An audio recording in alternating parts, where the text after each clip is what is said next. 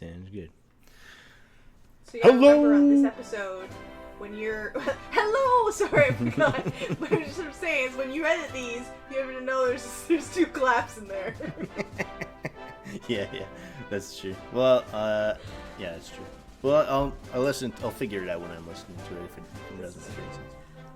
For our avid listeners, for you, it's been maybe minutes. Mere minutes since you just played the next in the queue.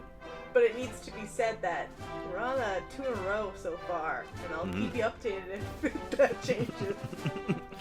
Well, I mean, you've already studied the next president, so. This is true. Well, I gotta do some more lore digging, I think. Mm-hmm. Oh, true. I gotta up the game a wee bit. Damn, we're really getting close to color photos. Yeah, pretty dang close. Well, I think that was I did a history check on like what happened during the years of presidency, and the first Kodak, I think, patented something in like 18. Is it 18 or 19? 19. 18. Jesus. Jesus. 1855. Right? Am I losing my mind? Well, so what did they invent? Color film? Yeah, there was a patent that happened. I remember looking up like what important things happened between Grover's first years as president. But I'm getting my 19s and my 18s mixed up. I don't know if we're in the 19s yet or still in the 18s. I think. Well, we're not yet in the 19s, even with the end of this guy. Good. Yeah. I was sanity losing my mind there for a minute. Mm-hmm. The first one is Grover Cleveland. He's actually no, sorry. This Benjamin Harrison is the guy who we crossed the 1900s with. I believe. Interesting. Actually, no, we're not. Sorry, I always get confused with their age, like when they die and when they stop becoming presidents, which is not much different. No, it's true. He died. Just a bunch of old men. Yeah. Yep. Old white guys. he died. Okay, so do you remember William Henry Harrison? Like from talking before or just in general? Like the president.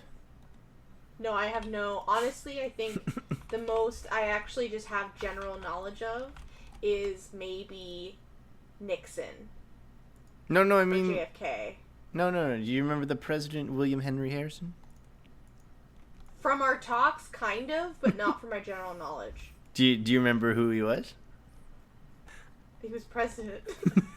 He was the guy who died in 30 days. Yeah. He was the first one that died in 30 days. He had a very big nose. Yeah. So basically, the gist of his presidency was he got the cherries. No, was that him? Cherries guy? Oh, no. That was it's all becoming a blur now. No, Cherry's guy was Zachary Taylor, wasn't it?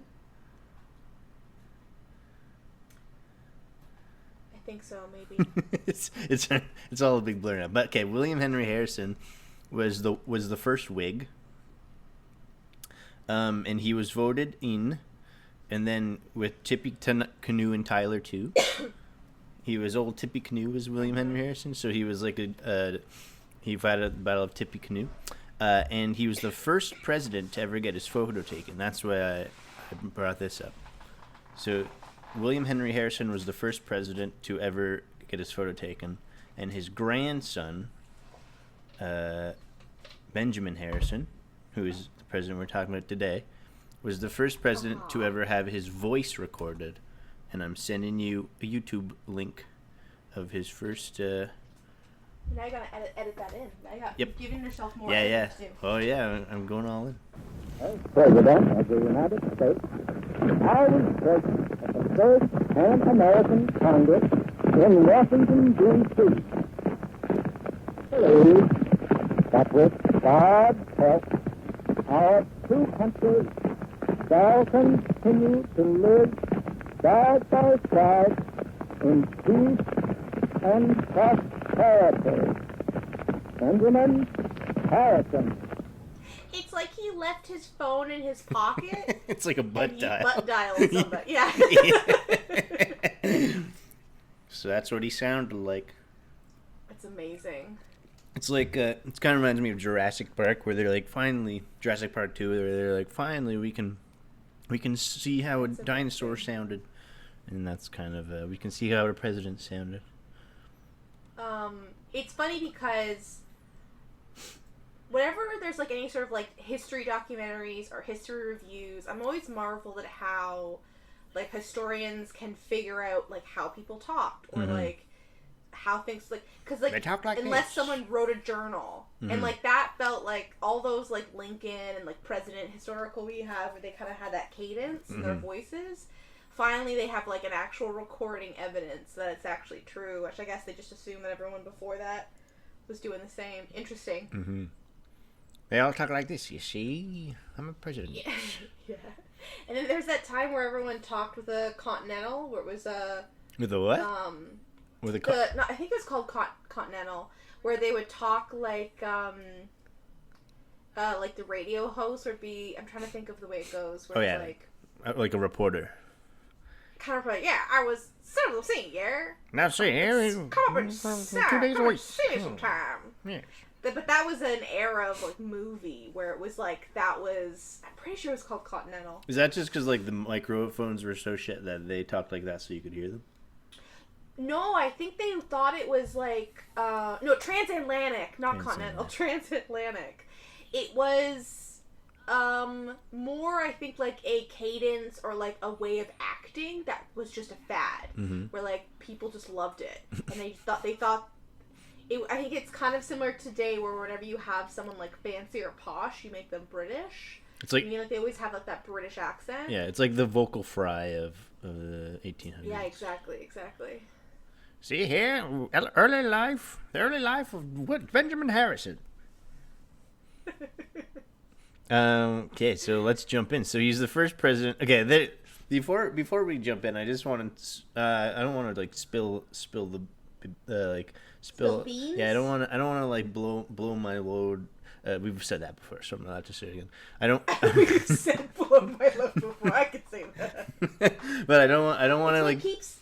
I don't want to spill my pearl of my favorite fact about him, but I will do it 10 minutes in just because it's so funny.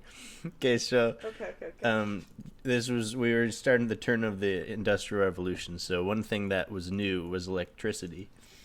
So Benjamin Harrison and his wife installed light bulbs into the White House, and they were like so afraid of turning off, like touching the light switch, because they thought they'd get electrocuted, they just slept with the lights on. So they'd just be sitting there with the sleeping in the light, because they thought they'd get electrocuted if they touched the switch. That's hilarious. You wouldn't think that they would have somebody do it for them or something like that? Yeah, like this was his idea, and then he was too nervous to touch it, so he just always had them on. That's funny. It's like I have to do it because the future. It's the future, but I don't want to do it. It kind of reminds me. I was listening recently to a podcast. This is a podcast where we talk about other podcasts we listen to. It's true.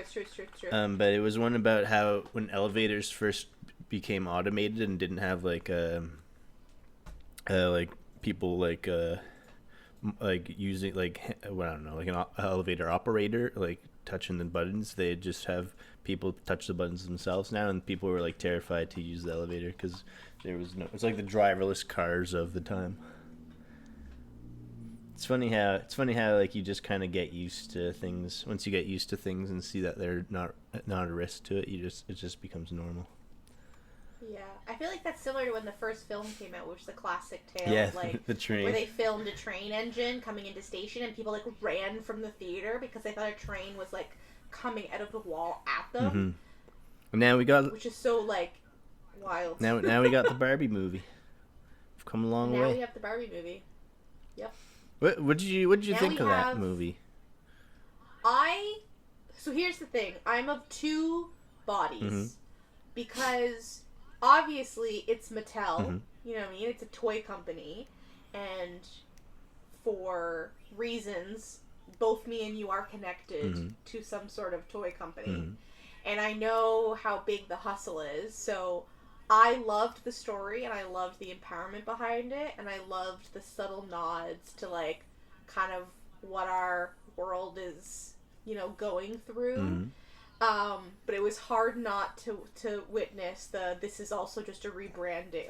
Like as much as the message of the movie was, is the people who backed it is still a corporate company, right? Well, it is. But I really loved it. It is canon. Barbie does have a vagina now, so. She does? Yeah, it's canon. Oh wow. Does that mean Ken has a penis? No, he's. Or is he still a plastic mound? Yeah, he's just still making a patriarchy. I thought that was the funniest. I thought the patriarchy was about horses. I loved it. I thought that was the best part. Is just Ken. At first, I thought the patriarchy was about horses. Yeah, but it's a lot more work than I thought. I loved. Yeah, I loved how they made the world. Like, I loved the set very designs. Plastic. That was really, it was really smart, because it's true, like, a lot of those toys when you were a kid, those Barbie houses were not regular houses, you know what I mean? Like, they were very flat, they were kind of, like, just whatever the thing, they weren't actually actively, like, the steps or the elevators, you could fit the Barbie in, but, like, the steps, she could never go down, you just kind of brought her where she needed to go. Yeah. Yeah, exactly. Which is what they did in the movie. But overall, I liked it. But that was always the background brain for me, was that it's Mattel. Yeah, I wonder. Like, they obviously gave Greta Gerwig some runway with what she could get out. 100%. But I mean, like, Yeah. what was even like whose idea was it to make the movie? Do you think? Like, they're like, oh, we gotta update the brand. I definitely think it was Mattel. Yeah, because I think they had to update the brand, and it's also a revamp, right? Like, I'm sure they looked at sales and went, let's make a movie and see what happens. Because I think so many other companies have been because I think Teenage Mutant Ninja Turtles is Transformers is Hasbro. So, like, all those Michael Bay Transformers movies, a lot of that money ends up to the movie companies, but eventually ends up back. Like, that's a toy IP, right? It's crazy how deep the toy black hole goes. Do you think they sell more Transformers toys because Michael Bay? Maybe. I think so, but the recent release of Hasbro also owns Wizards of the Coast, which owns D&D. So the Baldur's Gate video game and the latest D&D movie as well has made them tons of money. Really? So, and I think they made a statement. Hasbro said that it outdid what Transformers did for them during like the height of the Michael Bay movies, just with one video game and one movie. So we're probably going to see a lot more D&D paraphernalia and D&D content. And the best part about that is the people who play D&D are adults. And not kids. Yeah. So you've always had to play this. This is now a toy kids content. Yeah, my favorite toy. My favorite toy. You're now dealing not so much with like advertising to kids where you have to try and get the parents' money. You're now just talking to adult humans who are like, I have adult money and I'm a nerd and I'm a kid at heart and I want to buy all the fancy things. Right. Like they're buying their Rick and Morty Pickle Rick stuffy or something. Exactly. Which you can play a Rick and Morty D&D game. They made a resource book for that, so you can play and experience a made up episode of Rick and Morty if you wanted to. Cool. Born too late to afford a house. Born just in time to afford a Pickle Rick plushie. I know, Pickle Rick. Yeah, there's that social media soundbite where it's like, I'm an adult now and I can spend my adult money, so I bought this, and it's like always adults showing off their like toys they always wanted as a kid but never got. Let's imagine you had a couple grand to spend. What would you buy it right now? If I had a couple grand? Yeah, like it's a big purchase from $1,000 to $3,000. What would you buy? I would probably buy a PlayStation. Mm-hmm. Well, that's not even $1,000. You could buy 2 PlayStations. I know, right? I would probably buy a new TV, a PlayStation, mm-hmm. and couple games. Couple games. I would get a really nice bike. I would get like a really comfy like city bike, but like I would also get one where it's like when I ride it, I'm charging up like a battery, so it could technically be an electrical bike at the same time. Oh, cool! Perpetual motion machine. Perpetual motion. So then when you're going up those slight inclines or big hills, you can like turn on the motor to help you go a little bit. Mm-hmm. So I could toot around. Yeah. Cool. And then maybe a better monitor for my computer. Oh, I just can't. But I'm also... I just bought a big monitor. It's one of those big, long ones that have a curve in it. Yeah. And it honestly takes... Those freak me out. Oh, yeah. Honestly, when I like took it out of the box and I put it on my desk, I'm like, oh, what have I done?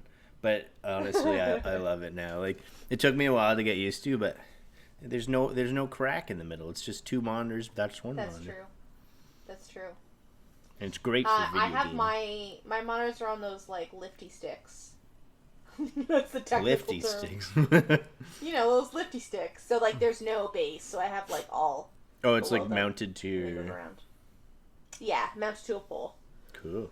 Fancy. Anyways, hi guys, welcome to My Favorite President, where we just talk about our monitor, what our shopping habits. Sorry. I'd probably buy like a NAS. It's like a big hard drive. Like it's a big network storage. Network attached storage. Oh, I would get like the highest end graphics card. Oh yeah, that's good. Oh yeah, that's what I'd do. Yeah. I'd buy a big old what are they called? Ones for training AIs. That's what I buy.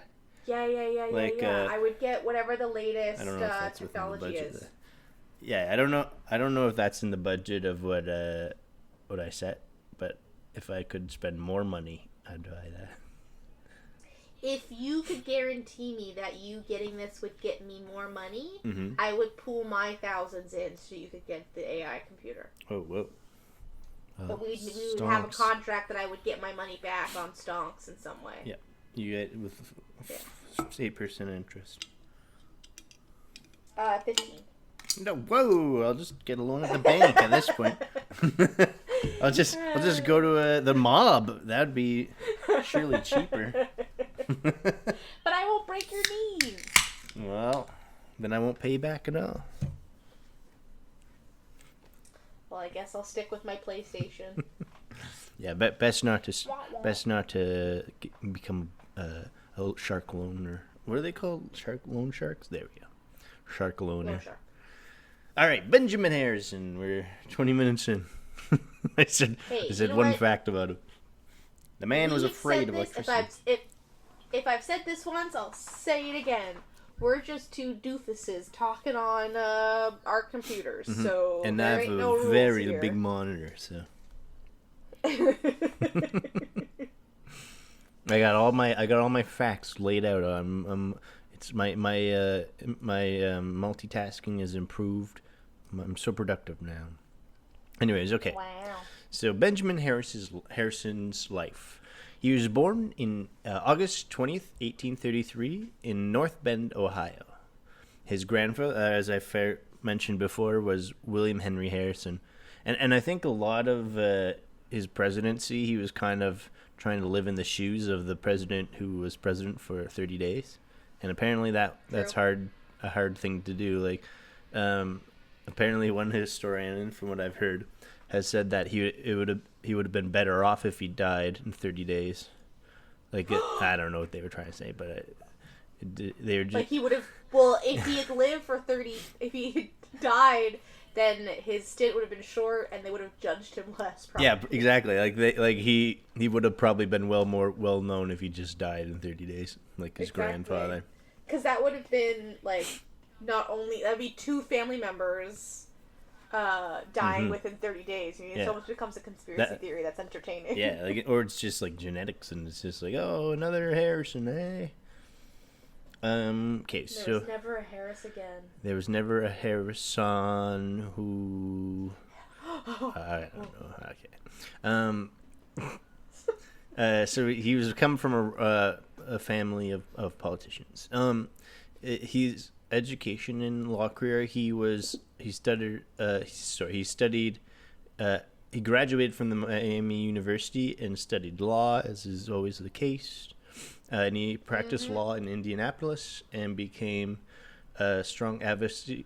He was known for his strong advocacy against slavery, because he was a Republican, and he was like the first Republican after Democratic president for a long time. Basically, apparently, he became he kind of became well known through the Civil War, and he kind of that's kind of how he got into politics, so to speak. Was he just kind of rose up through within the ranks? Yeah, I guess like that's kind of will be the case for a while, like. Yeah. At least for the Republican. Do you think Theodore Roosevelt was fought in the Civil War? In the Civil War? Yeah, like against the South. We can check. He was born in 1858. Maybe he was too young. I think he was too young. But yeah, I guess this is the last. Yeah. The Civil War was 61 to 65. So he would have been like, what is that? 8 years old? Okay, so too young to pretend you're 18. Yeah. But even Benjamin was born in 33. He was like an old fart. He's like an old fart when he was president. Yeah. So he would have been 30. That makes more sense. Perhaps William McKinley. The last one, McKinley's probably the last one, but even then, that's tight because he would have been like 20. It looks like he was like. But even 15. then, like back then, that would make. Yeah, exactly. So, yeah. Now, I'd be interested to see how, leading into the future, in the past also, but how the Republicans kind of, like, a lot of these guys were just, like, became famous and presidents through their experience in the war. They were, like, generals and stuff, so I'm curious to see where the Republican Party will go after that happens. But, so basically that's how he got his political rise was, he was elected to the U.S. Senate from Indiana after the war, where he championed veterans' rights and civil rights legislation.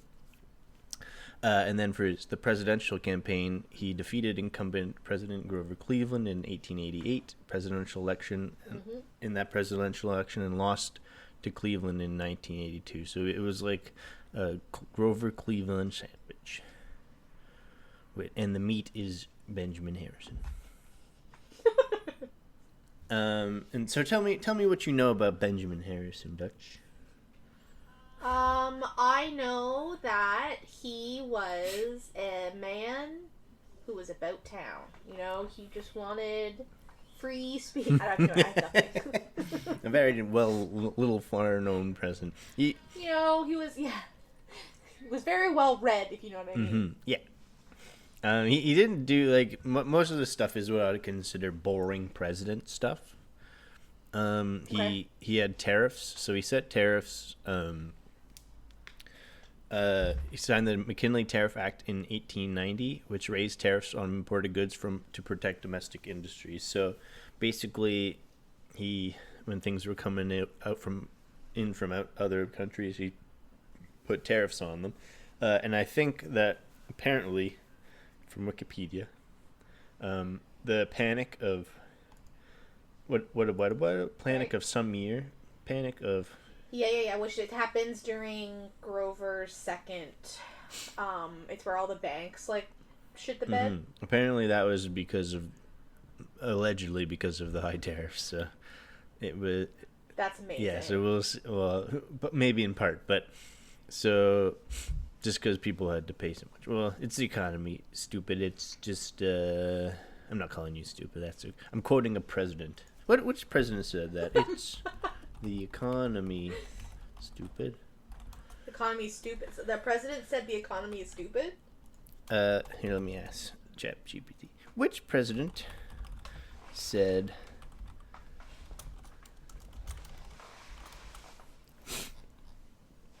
the phrase... Oh, okay. Oh, I see. The phrase, "It's the economy, stupid," is commonly attributed to James Carville, a political strategist who worked for Bill Clinton's successful 1992 campaign. So, world-famous President Bill Clinton. I guess his political strategist. I don't know if Bill Clinton ever said it or if just maybe it makes sense that he would just repeat what he said. True. Anyways, so the economy just went to the shitter soon.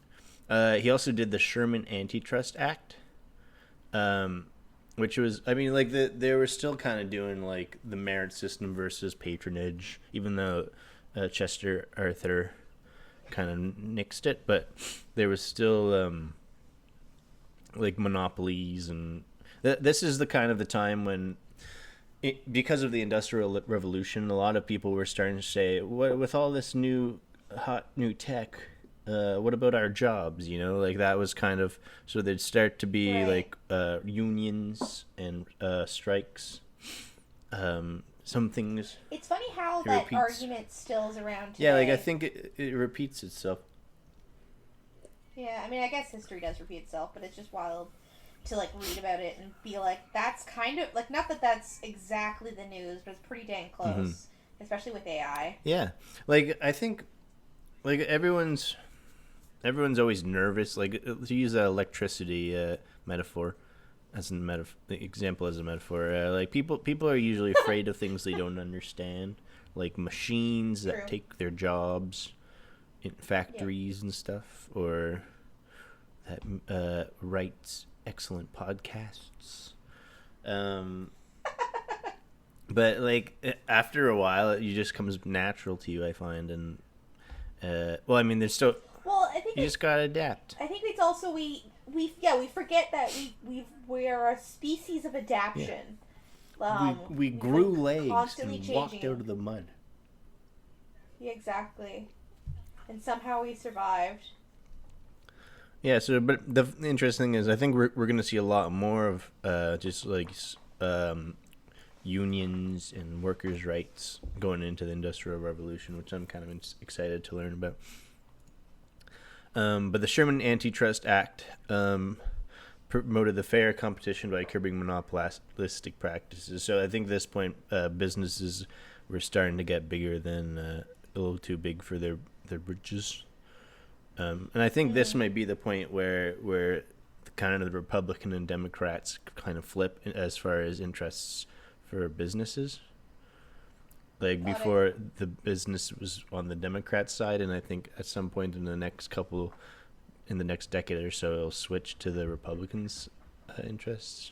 Interesting. Mm-hmm. And then Benjamin Harrison also expanded the Navy.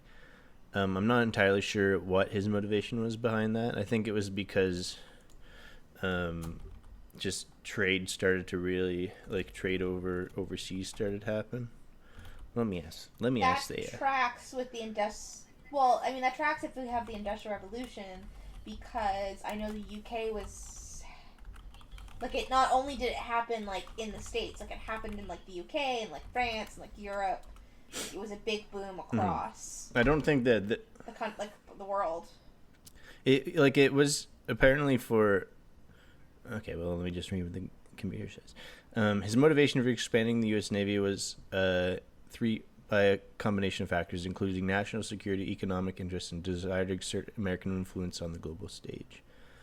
So there wasn't really a war at the time, but the Navy was seen as a way to enhance the national security by having a capable Navy, which I guess kind of, like, in 11 years from now or so, there will be a World War I, so I suppose. And I mean, I think, too, it's like war, I mean, who am I, but I would argue that wars don't just happen overnight. No. You know what I mean? Like, there has to be obviously there's always a spark that, makes it happen. That happens overnight. But I wouldn't be surprised if there's kind of like rumblings or turmoil or something happening especially in any of their like surveillance, like I'm not sure if they have. Actually, we should see when the FBI comes into play. Have you heard of that movie with Leonardo DiCaprio? It's like something white. Something what? There's a new movie that's not out yet, but it's like White Flower or something. No. But I religiously don't watch trailers. Oh really? Oh, you gotta watch a lot. This one. No, it's a Scorsese. Well, I like teasers. Yeah. I like teasers, but I find trailers these days give away too much of the movie. Yeah. Okay, so let me just read the synopsis for this. It's called Killers of the Flower Moon. I won't spoil anything because I haven't seen it yet. But sorry, I got the hiccups. Members of the Osage tribe in the United States are murdered under mysterious circumstances in the 1920s, sparking a major FBI investigation involving J. Edgar Hoover. Sorry. Oh. So I think the FBI, apparently, from what I heard on Reddit, this was kind of the incident that kind of sparked the Federal Investigation Bureau of Investigation, and so I'm assuming that they, based off that it kind of started up in the 1920s. That's what started them. I'm interested to see this movie. It'll probably be coming out around the same time we're in the 1920s. It comes out in October, 2 months. Apparently, they became in 1908. Oh, really? So I guess it'd been 1908 is Does it say why they? Was there like some case that assuming that people only change when they have to? I mean, the government will always expand its power without any excuse, but yeah. Apparently, it was under a different name though. It used to just be called the Bureau of Investigation. Mm-hmm. Was it always a federal? Or I'm assuming so. I think by 1935 it became FBI federal. But it was the BOI or BI for short. Oh. Its name was changed to the Federal Bureau of Investigation in 1935. The FBI headquarters. Oh, apparently, William McKinley was assassinated. Oh, whoa! I didn't. Okay, so check this out. Theodore Roosevelt was a vice president. Yes, of McKinley. Yeah, I didn't know, and he took over for Garrett Hubbard. So I guess he was 2 terms, William McKinley. And the first term was Garrett Hubbard, and the second was Theodore Roosevelt, and then William McKinley was killed. And then Teddy Roosevelt was the vice president that no one voted for, except he got 2 terms. So he must have been a good one. Yeah, and then and I think Theodore's no, I was just about to say a thing that I've said before. What? I was going to say he is our first 2-termer president. He wasn't? But I think that's Who a is? lie. I don't think... I don't know if I feel like we've had this conversation before, but I don't know if... There's lots of... We've had this George conversation Washington before, I swear. Don't gaslight me. George Washington. Have you learned nothing? No, it's true. I retain nothing. All I know is that mitochondria is the powerhouse of the cell. It's part of my It's charm. almost as if we're not even teaching ourselves. But I did catch myself there. I was like, I know I'm so you are learning. Exactly. It just takes me a minute, okay? Okay, so this is what it says. The 1901 assassination of President William McKinley created a perception that the United States was under threat from anarchy. The Department of Justice and Labor had been keeping records on anarchists for years, but President Theodore Roosevelt wanted much more power to monitor them. Interesting. Okay, I'm really interested to learn about this then. Who's doing this, President? Well, you get to you're McKinley, so... Honest... Am I? I'm very... Yeah, because I'm Cleveland again, you're McKinley, and I get Roosevelt, which is wild. But we're starting to get into the juicy presidents, I'll be honest. This is where anarchy starts. Yeah. Because like we get World War I. I feel like the country's grown. Yeah. You're getting into We're getting through the slog here. Yeah. It starts to become like. I'm excited. Mm-hmm. This is where history begins, people. Screw all these. Screw all these old black and white men.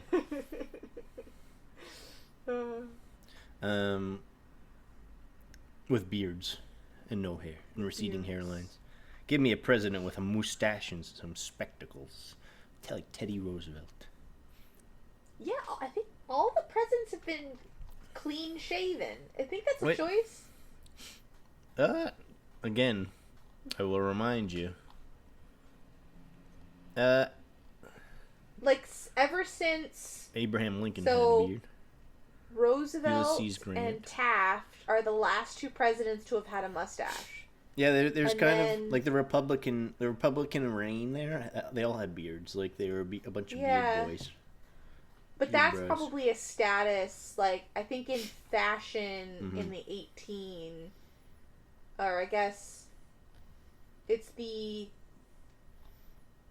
19th century, even though it's the 1800s. I don't want to say the 1800s because that sounds like I'm talking about. Yeah, it's still the 1800s. I'd allow it. Is it still the 1800s? Yeah. We're just ending it. Or the end of it, because when I think of the 1800s, I think of like medieval times, like 1801. I mean, technically, Alexander Hamilton was in the 1800s, but so was this guy. True. I mean, yeah, it's true. Because 1801 was Thomas Jefferson. So I guess I'm thinking of the 1600s. Jesus. Whoever is listening to this, I'm sure I make people so mad with the just like my brain stuff that I just say without thinking. This is why they pay us to be interesting. Exactly. This is why you call me Dutch. You say, Dutch, you're an idiot. What I'm trying to say is that it's interesting about men's fashion that it's like a gentleman would have a beard or a mustache, and I think when we start to get into like wartime, or I guess fashion just changes at some point where a clean shaven is like a more gentlemanly stature. I guess. It's just interesting. I guess like was William? Yeah, so when William Howard Taft was the first war president. Not the first war president, but the first World War president. I think so, yes. Yeah, and then they were all just kind of clean shaven after him. Interesting. Yep. Well, actually, they all are. Like for the rest of history. The last president with a mustache. 1914, so it would have been Woodrow Wilson, who was a World War I president. Yeah. And Taft would have just. Taft was the last president with a mustache. Go figure. Correct. Yep. Wow. And like a pretty dang decently one. Yeah. Too. Very, a couple very little well twirls polished. on the end. Teddy Roosevelt is looking a little droopy, in my opinion. Yeah, but I enjoy his hair. Who? Roosevelt's. Like I love the little side part. You could tell it's been like pomaded and combed down, greased back with a comb. And I can't tell if he's wearing a pair of glasses or he has a monocle. It's a monocle. Is it? Is it a monocle? Oh, I can't tell. Is it? Enhance. I can't tell if the glass is just disappearing in the photo. No, it's glasses. It's regular glasses. It's just no frames. They just don't have any arms, so they're just pinched on his nose. We gotta bring back a president with mustaches. Or a woman. Who's gonna do it? We should have Barbie as president. I mean, hey, Margot Robbie. Hey, you know what? Margot Robbie for president. Honestly, though, like if the presidents become older and older, you might get a woman president with a mustache. That's true. That's what I want: is a woman president with a mustache. Yeah. Breaking many boundaries. All right, let me tell a little bit more about Benjamin Harrison before. Okay, so he became president. There's this really funny guy called Blaine. So James G. Blaine from Maine. he's like a recurring guy in this story. So he was who was he? He was just a guy out for the Republican Party, but he was like the first choice for the nominee. But he didn't want to be president, so he like actually left the country during the when they were running, so that no one could, like, because apparently you could be president in America without wanting to be, and so he just like left the country until they just gave up on him, and then that's how they chose Benjamin Harrison. He was everyone's second choice. So, I guess that's how it works. Everyone's second choice is the best choice. Well, yeah, because that happened with the army dude, Zachary Taylor. Yeah, that's the guy who died, right? He. Yeah, he just didn't want to be president. He didn't. They nominated him to be the the party leader without his knowledge. Right. And then he was like, "Oh, okay." And then when the presidency came around, he was like, "Oh shit!" And then he was like, "Well, I guess I'm president now." Mm-hmm. Can you imagine being forced to be president of the United States? I don't thank you. Like, I mean, I'd take the paycheck, but if I don't want to do it, I don't want to do it. I take the paycheck. I don't want the stress, though. I don't want to make decisions for that many people. Yeah, you've seen the photos. You'll have gray hair by the end. Yeah, I don't even like making decisions for myself. Yeah, for a whole country. So I say that and I think about my job, but whatever. Yeah, but you're still not running a country. Yeah, true. Like that's too much for me. Right? Yeah. No, thank you. Whew. Well, who knows? Apparently, people do it. So let's see.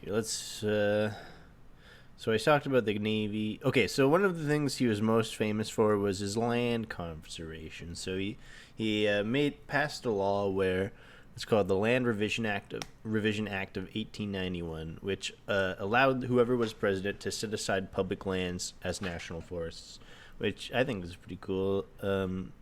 He had a passion for nature, I guess. And he allowed presidents to save trees. Okay. What else did he do? This.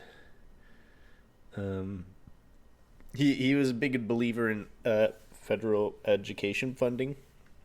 He liked trees. He liked to fund education. As far as civil rights goes, we were kind of at the point where they all decided it's the state's jobs to support civil rights. And so he's kind of like, hello, guys, what's the plan here? And that's basically all he did for civil rights, was to remind them that it was their job and allude to the possibility that they weren't doing enough. And then I got a nice little summary here of his opinions on his presidency. So, opinions on Harrison's presidency are varied, and historians often debate his effectiveness as a leader. Here are some perspectives. Okay, so I have a pros and cons list here. Economic policies. Supporters argued that his tariff policies protected American industries and contributed to economic growth. Antitrust legislation. Harrison's support for the Sherman Antitrust Act showed his commitment to addressing monopolistic practices and promoting competition. National defense. Advocates highlight his efforts to strengthen the U.S. Navy, which laid the foundation for its expansion in later years when the war started. And civil rights advocacy. Harrison's support for civil rights legislation, particularly for African Americans, is seen as progressive for his time. And then the negative views. This is the cons list. Economic impact. Mm-hmm. Critics claim that the McKinley Tariff Act led to higher consumer prices and negatively affected international trade. Limited impact. Some argue that Harrison's policies did not have a significant impact on the country's overall direction and development.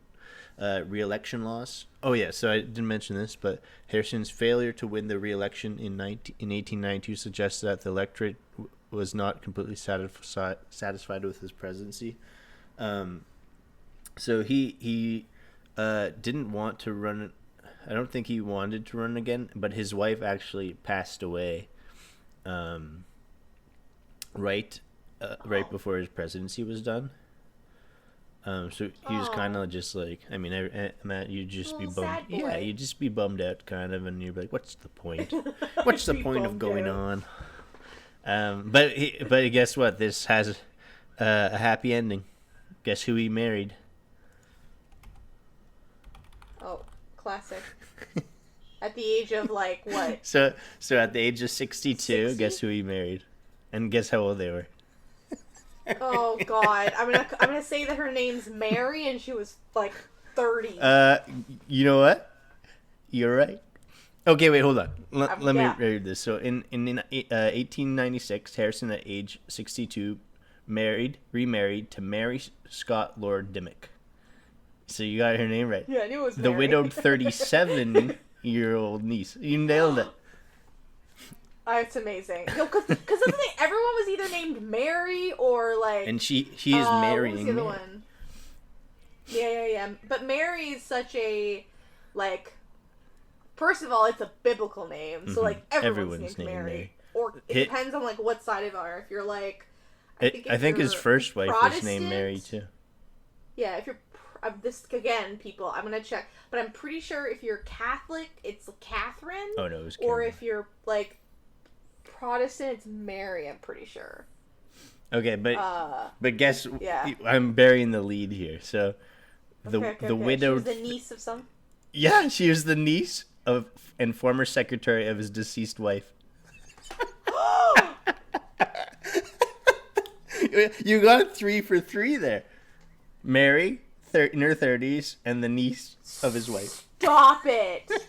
I hope niece by marriage. I know. It's his wife. Yeah. His wife's niece. Yeah. Okay.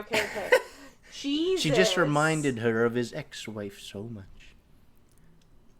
Oh my God. I laughed when I read that because it was just like so cliche to like just marry someone who reminds you of a younger version of your wife. Yeah, and well too because especially if it's like if she was his deceased wife's secretary. That means he was kind of like, well, she's kind of been in my life this whole time anyways. Yeah, like she's already beautiful and I already know her.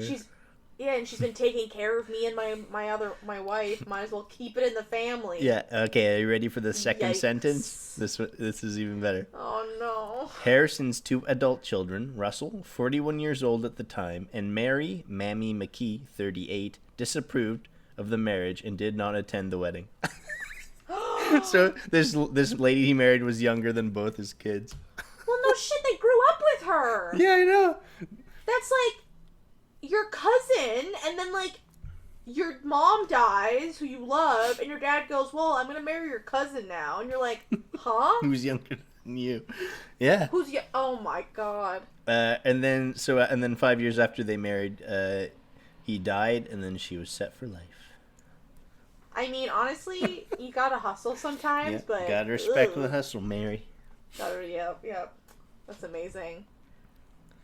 Yep. That's kind of the icing on the cake. And then he died, so Harrison developed what was thought to be influenza, then referred to as gripe, which later proved to be pneumonia. And so it's always some sort of influenza. Yep, some kind of easily curable disease. Not that pneumonia is a disease, but influenza. So in February 1901, at the turn of the century, he passed away, and this is what he said: "Are there doctors here? Doctor, my lungs." And those are his last words. That's not funny, but that's pretty funny. And then Mary Dimmock Harrison, his second wife, was buried beside him. Oh. Years after, when she was... I know, but I hope she had a fun life. Yep. I hope she had a lot of dinner parties with, like, lots of music and dancers. Yep. Enjoy that clout. Enjoy that. I always say, Benjamin Harrison money. If you got it, flaunt it. Yeah. I've looked up interesting things or historical things that happened between... Weirdly, I couldn't find anything for 1889, but really? I have from 1890 to 1893. Yeah. I guess. So in 1890, Yosemite was designated as a national park. That makes sense because that was because of his act, his exactly his presidential land thing. Exactly. And then in 1891, Carnegie Hall opened in New York City, which is the music hall. Do you know how to get to Carnegie Hall, Dutch? Do I know how to get there? Mm-hmm. I feel like this is a song lyric that I don't know about. No, it's a joke. Oh, how do you get to Carnegie Hall? Practice, practice, practice. Oh my god. I hate it. Also, what happened in 1891 is the character Sherlock Holmes appeared in the Strand magazine for the first time. So I guess was it like a short story? Been around for a while. I guess the Sherlock Holmes multiverse has begun. 1892, Lizzie Borden was accused of the gruesome crimes. What did she? So Andrew Borden and his wife were murdered in Fall River, Massachusetts, and his daughter Lizzie Borden was accused of the gruesome crime. Oh, I think I've heard of that before, but I don't remember. I don't recall. Yeah, it's a classic. Classic tale.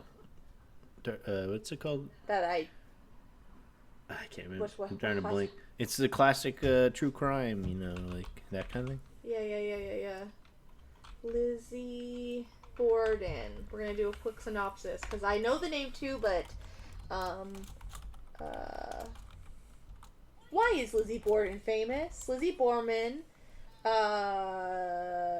suspected of murdering her stepmother and father. Her trial became a national sensation in the United States. She was acquitted, and it was an axe murder. That's always juicy. No one else was charged in the murders, and despite ostracism from the other residents, Borden spent the remainder of her life in Fall Rivers. So, and she was innocent? Well, she was acquitted. She wasn't accused. I don't know if she was innocent, but legally they deemed her innocent. Yeah, exactly. So, Borden was the daughter of a well-to-do businessman who married for a second time in 1865. 3 years after Lizzie's mother died. Lizzie was popular and engaged in charitable work. Her father, by contrast, was reputably dour, but extremely wealthy. Lizzie had an elder sister, Emma. On Thursday morning, August 4th, 1892, Mr. Borden left his home to conduct his business, leaving in the house besides his wife, an Irish maid, Bridget Sullivan, and Lizzie. Emma, the other sister, was away visiting or on holiday.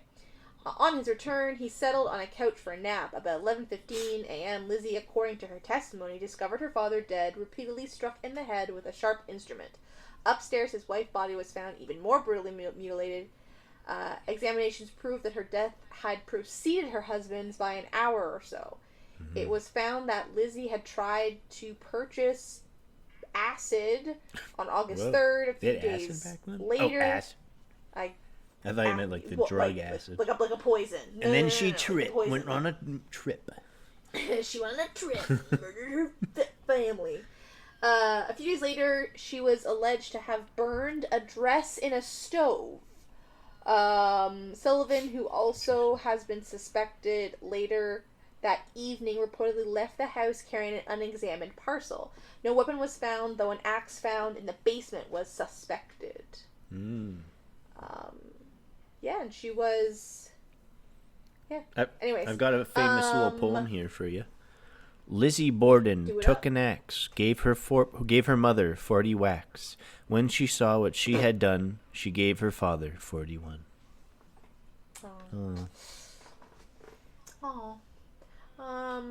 And then 1893, which is the last year that Benjamin Harris was president, Thomas A. Edison finished building his first motion picture studio. Whoa. That sounds like a big deal. Yeah, there also was the World's Fair, known as the Columbian Exhibition, which I think is what that recording was from. It was from some sort of exhibition. Wait, so it was Thomas Edison's motion... Thomas A. Edison, but I don't know if that's the same light bulb Thomas guy? Edison. His what? What do they call it? Motion... Thomas Alva Edison was an American inventor. Alva. Thomas A. as in... A-L-V-A is the middle name. And his motion it's picture... the same one. Yeah. Studio, including the light bulb and the phonograph. He was considered the face of technology and progress in the late 19th and early 20th centuries. Thomas Edison's motion picture studio, known as the Black Maria, holds a significant place in the history. Oh, cool, this is a nice little tidbit. Cinema as one of the earliest film production facilities. Here's an overview. Blah blah blah. Cool. They made the Zoo Praxiscope and the Kinescope. Kinescope, I've heard of that. Yeah. Short film. I always enjoy the history of cinema. Yeah. So I guess it's like a projector. Yeah. Cool. Yeah. And I think the motion pictures. Ah, yeah. Get your tickets. Yeah, and then the Panic of 1893 started. Right. So for next week, are we doing what's his face? I will be doing part 2. Part 2 of the Glover Cleveland. Cleveland. Glover Cleveland. Also, McKinley's photo. I feel like he's dead in that photo. You know, it reminds you. The eagle from the Muppets. Yes. Yeah, that's what he looks like. The blue eagle guy. Yeah. Honestly, I wouldn't be surprised if they made him look like him, because that eagle, his whole thing is like he's obsessed with presidents. Oh, really? Sam Eagle? Yeah. Because, like, in the Muppets Christmas Carol, he's the teacher, and he has a bunch of busts in the, like, little, like, statues of presidents on his shelf. And he's an eagle, right? He's, like, a great eagle of, like, the American bird national animal. Yeah. Oh, yeah. William McKinley, Sam Eagle. Crossover. CIA. Sam Eagle plays the CIA agent in Muppets Most Wanted for the Muppet fans out there. Head schoolmaster in Muppets Christmas Carol. I love that he's got like an IMDb page sort of thing. He's got Sam the Eagle. Why don't the Muppets have IMDb pages? Okay, so they have the fandom wiki pages. Muppets are people too. Muppets are people too. So Sam the Eagle is an American eagle who feels his species and role as a national symbol have placed certain responsibilities upon his shoulders. He has taken it upon himself to promote and protect wholesome American morals and values, and he works behind the scenes of the Muppet Show as a self-appointed censor and advocate of culture, educational acts such as Wayne and Wanda. Sam is appalled by the nonsense that passes for entertainment on the series and does his best to keep things in check, even though his pleas for an end to madness are usually ignored. As noted in the first issue of the Muppet Show Fan Club newsletter, Sam's overpowering burden is to act as the, air quotation, moral center of the Muppet Show. He would, in fact, like to concern himself with the morals of the entire world, but regrets that it takes all his time and energy just to keep up with the Muppet Show. Oh my goodness, this guy's wearing the weight of the world on his shoulders. He seems like I picture him being like a typical Trump voter these days, or like a Clint Eastwood type. Yep.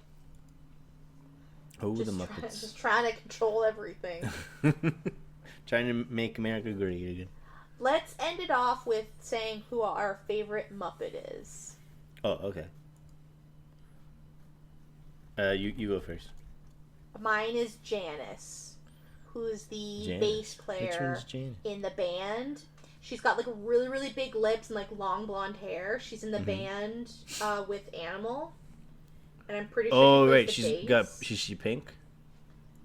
No, she's like, well, she might be now. She's kind of yellow in my memory.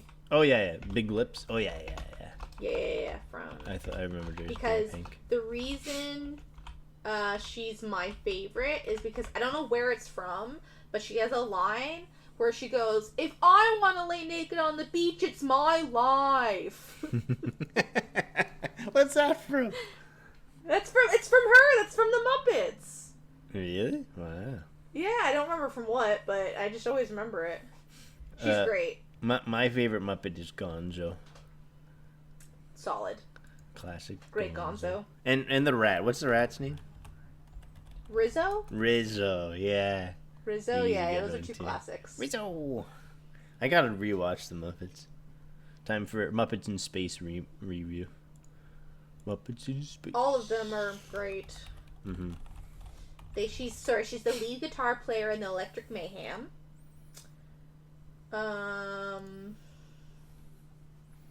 Oh, Animal's the best. Man, Muppets are the best. Janice was originally performed by Fran Brill in the Muppet Show Sex and Violence pilot in 1975, and in the first set of Muppet meeting films. Yeah, she's cool. The Muppets are cool. Rizzo. Oh wow. Yeah. I'm looking at who plays whose voice. Anyways, okay. Should we? Hey guys, we should wrap it up. We've gone more than enough over. This is extended hours. Yeah, this is now we're in the Patreon section. MFP nights. Yeah.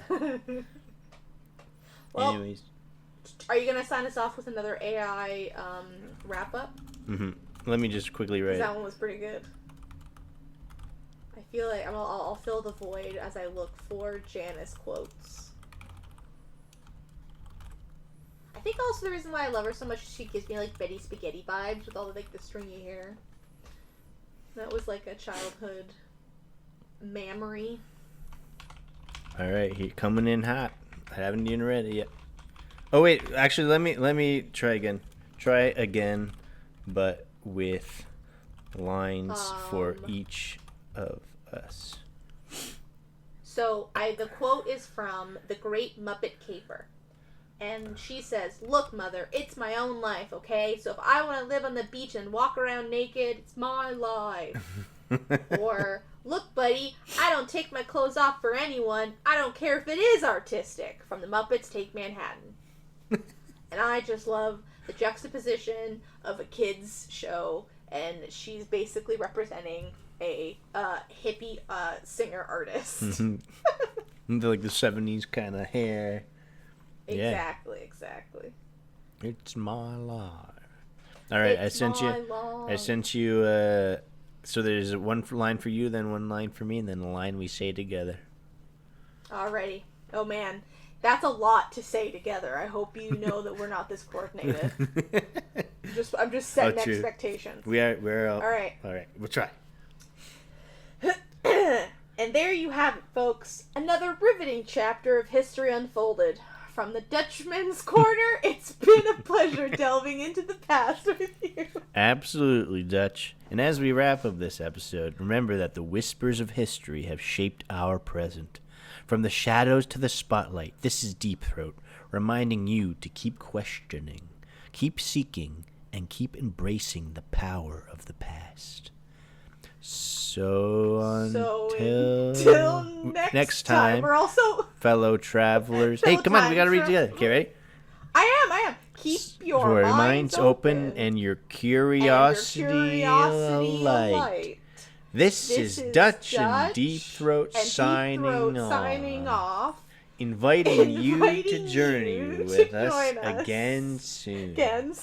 Stay curious, stay hungry for knowledge, and never stop exploring the chronicles of our shared human story. Discord. This also doesn't work because we're on Discord, so we're both like a millisecond behind each other. So I can hear you pausing, waiting, and then me also. It's not a good time. I'll fix it all in post. Yeah, it's just me. It's like when in SNL where they try and finish each other's sentences. It's just like them slow speaking to each other. Anyways, thanks guys. I hope you had fun. Take care.